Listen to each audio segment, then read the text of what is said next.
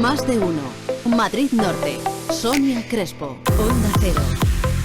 1:29 de este lunes 18 de abril. Si se dejan embaucar, si cada vez que ven un gatete, un perrillo, no sé, no solamente eso, porque vamos a hablar de toda la naturaleza, se les encoge el corazoncito y se ponen como blandengues, no se preocupen que todo tiene una explicación. La naturaleza no se engaña con esas cosas monas. Se llama neotenia y es el tema que nos traen hoy desde la Asociación de Iberozoa. Javier Mugueta, ¿qué tal? Muy buenas tardes.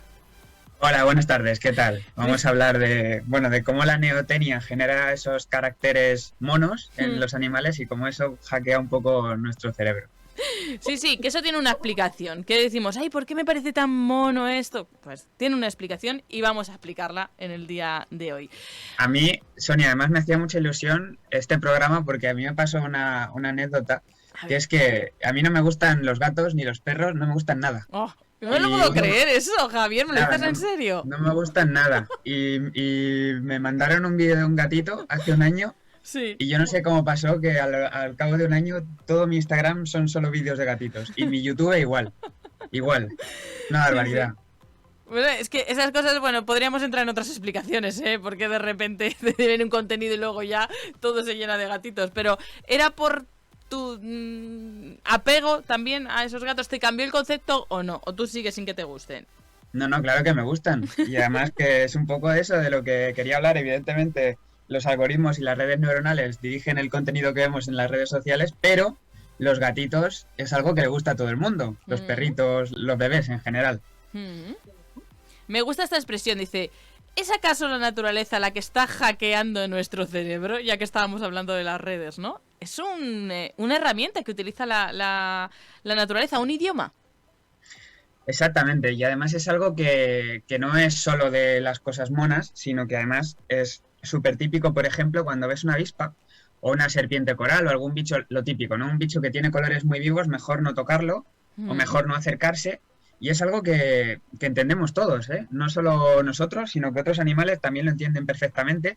Hemos estado, por ejemplo, ahora en la campaña de polinizadores que ha sido esta primavera, hemos estado hablando de los sírfidos, que son las moscas que se disfrazan de abeja. Y es un poco, pues eso, un idioma que todos entendemos. El azul y el verde nos relaja mucho a nosotros, los humanos. Sí. Y eso se relaciona un poco con la disponibilidad de recursos, ¿no? El verde de las hojas, el azul del agua, la disponibilidad de refugio. Sí. Entonces, al final son una serie de situaciones que nuestro cerebro interpreta. Y lo mismo pasa con los bichos que tienen la cabeza grande y los ojos redondos y hacia afuera igual. Que esos nos generan como ese suspirillo, ¿no? Ese ay. Es como así, no sé, como achuchabilidad. Es cierto, ¿no? Es como cabeza grande, ojos saltones, suele ser algo habitual también en los cachorretes, ¿no? De distintas especies.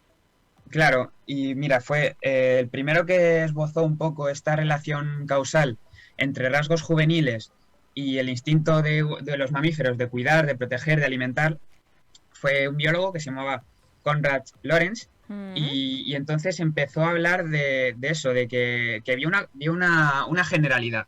Sobre todo porque lo que más llama la atención es que si tú también te salen de vez en cuando vídeos de gatitos en Instagram, sí. a veces mola porque incluso hay gatas que cuidan gatitos de otras camadas, sí. O incluso de otros animales que amamantan un conejo que pasa por ahí, un gazapo o un perrillo. Claro. Y es que es verdad que nosotros solemos identificar lo que es un cachorro y los animales también dicen, esto es un cachorro. ¿Por qué? Porque tiene unas características propias, como las que hemos hablado, ¿no? Exactamente, y ya te digo, nosotros y los animales de todas las especies. Y luego, ¿cómo se generan un poco esos cachorros? La palabra está rara, la neotenia. Neotenia, sí, explícame esto. La neotenia es un proceso evolutivo por el cual los adultos tienden a conservar partes que son propias de los juveniles. Por ejemplo, los ojitos grandes. Por eso la gente que tiene los ojos grandes nos parece guapa. Porque son rasgos neoténicos. La cabeza redondita también. Sí. Entonces, Esto, a ver, el ejemplo que pongo siempre yo es el del ajolote, que lo conocemos todos, que es el típico, es el anfibio este que tiene como las branquias por fuera, que es blanquito. Sí. Me dice Pues, técnico, ese es muy majo. Es que ya no genera claro, esa sensación. Sí. muy simpático. Pues ese lo que hace es raro, porque por ejemplo el gallipato que es un bicho que tenemos aquí, también tiene las branquias estas por fuera cuando es juvenil, pero cuando se hace adulto las reabsorbe. Ah, Las salamandras todos hacen exactamente eso, pero justamente el ajolote no, retiene ese carácter que es de juvenil. Bueno, Se queda él en su adolescencia. Dice, yo me quedo aquí. claro, exactamente. Y eso es una cosa que, jolín, como digo, a los mamíferos nos afecta muchísimo la neotenia en otros mamíferos, y es una cosa que los publicistas y los animadores y los que hacen películas lo Sí. saben muy bien y lo Ah, llevan utilizando muchísimos años. mira. Porque, por ejemplo, las princesas de las pelis de Disney, se ha estudiado que hay una correlación súper clara y una tendencia a hacerlas cada vez más neoténicas. O sea, que cada vez conserven caracteres más juveniles. Piensa en las primeras, por ejemplo, en Blancanieves o en Sí, La Bella Durmiente y la tal. tengo. Sí. Esas tenían rasgos, vamos a decir, Más como realistas. adultos. O sea, proporcionales. Sí. En cambio, te vas a los últimos, a Frozen, a Vaiana, a todas estas, y tienen las cabezas enormes, Sí. los ojos súper redondos, y de hecho, a nivel de proporcionalidad, Elsa la de Frozen, la Sí. rubia, tiene las mismas proporciones que un niño de 4 años. ¡Hala, qué curioso! Tiene las mismas proporciones que un niño de 4 años. Elsa dice la rubia. Bueno, todos los que sean padres ya sabían quién era Elsa, pero Javier, pero está bien la aclaración. Es decir, que tienen a eso. Vale. Claro, y además es las típicas comparaciones que salen, que seguro que has visto y que han visto los oyentes de los Simpson. Los Sí. Simpson antes y los Simpson ahora. Sí. Es igual, los ojos son mucho más grandes ahora. Sí. Las cabezas son más grandes. Antes eran como más proporcionados, o Mickey Mouse o el Pato Donald o todos estos tenían unos caracteres mucho más proporcionales y mucho más realistas, digamos, y ahora hay una tendencia. ¿Por qué? Porque se han dado cuenta los publicistas de que nosotros no podemos escapar de ese sesgo cognitivo que nos hace querer algo que tenga caracteres de juvenil, que sea neoténico. Vale. Y claro, como no podemos evitar eso, pues claro, en publicidad, en series de dibujos animados, en todo esto, aumenta la retención y aumenta la audiencia si incluyen estos caracteres en los personajes. Fíjate, yo en lo que viene siendo en la apariencia no me conservo yo neotenia, pero lo que es el humor sí, porque he leído lo contrario, la pedomorfosis, y ya me ha entrado la risa. Digo, ves, si es que yo soy niña con otras cosas. Pedomorfosis, ¿esto qué es? La pedomorfosis es justo lo contrario.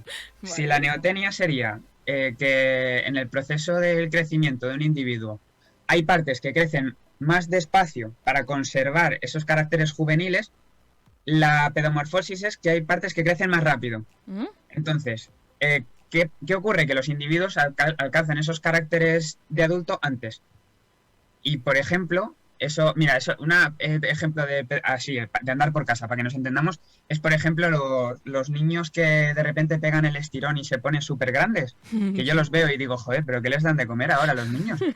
Que son más ¿Verdad? altos que yo, Sí, ¿sabes? sí, es cierto. Sí. Y eso es, digamos, como un ejemplo, ¿no? Que como que hay una aceleración en el crecimiento y aparecen los caracteres de adulto antes. Vale. Y Y eso también, en modo Disney también lo podemos ejemplificar, ¿no? Sí, porque con la pedomorfosis pasa un poco lo contrario, y si nos fijamos en los malos de Disney, son todo lo contrario. Son, aparte de ser, no solo son proporcionales en el sentido de que son más humanos, sino que tienden a, pues eso, a narices grandes, orejas largas, por ejemplo, Cruella de Vil, Hades, el de Hércules, Scar, el del Rey León. O sea, tú puedes comparar al malo del Rey León con el bueno del Rey León y se ven muy bien, Los como uno rasgos. es más pedomórfico y el otro es más neoténico. Mira, qué curioso, ¿eh? Vamos a ver ahora estas cosas con una mirada distinta también, los que estamos escuchando hoy a Javier Muguet hablarnos de esto. Y de, bueno, lo máximo, ¿no? Hemos empezado por ahí, por ver un gatete, un perrete, cuando son cachorros son irresistibles. Y es que es como el máximo exponente, ¿no? Sí, y además es súper curioso ver cómo las especies que tenemos domesticadas, o sea, yo qué sé, Los perros en este caso, ¿no? Por los ejemplo. perros, Ujú. también los gatos, tienden a esa neotenia, y entonces la pregunta aquí sería, ¿esto ocurre aposta ocurre sin querer, porque por ejemplo, vamos a imaginar un chihuahua. Chihuahua. Un chihuahua, el chihuahua es un perro. Los Mm. perros, su versión salvaje son los lobos.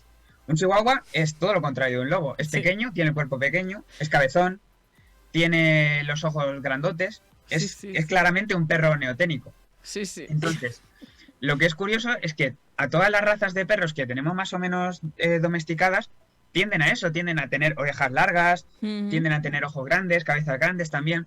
Qué curioso. Entonces, es curiosísimo, es súper curioso, porque además esto se correlaciona con nuestra capacidad de tener empatía o de querer generar cuidados sobre esos bichos. De hecho, creo que el preguntar esto es una forma de evolución. Creo que ya se ha experimentado con ello, ¿no? Hay un experimento que trata de ver un poco la relación de todo ello. Sí, claro, claro, cuando la gente se empezó a dar cuenta de estas cosas, en los años 50, en la Unión Soviética, hubo un señor que empezó a hacer experimento con zorros salvajes. Ujú. Los cogía, los capturaba y los criaba en cautividad y veía los domesticaba a lo largo de las generaciones. Entonces, lo curioso de todo fue que se dio cuenta que a lo largo de las generaciones, evidentemente, fue capaz de domesticar la especie y fue capaz de tener zorritos como el que tiene perros o el que tiene gatos, Ujú. pero lo llamativo fue que al cabo de 20 generaciones no solo tenía completamente domesticados a los zorros, sino que los animales, los individuos habían generado caracteres neoténicos. O sea, efectivamente, sus orejas se habían puesto más redonditas, sus ojos más grandes, su mandíbula más pequeña. O sea que al final, digamos que la explicación podría estar relacionada con que la tendencia a la domesticación Ujú. que nosotros tenemos sobre los animales, al final también se va a correlacionar de alguna manera con conservar caracteres juveniles. ¿Por qué? Porque los juveniles no son tan agresivos. Un animal neonato, un mamífero neonato, un gatito recién nacido, no es tan agresivo como un gatito que te encuentras por la calle, que ha estado 13 años en la calle y a lo mejor si te acerca te ataca y te va con las uñas. Sí.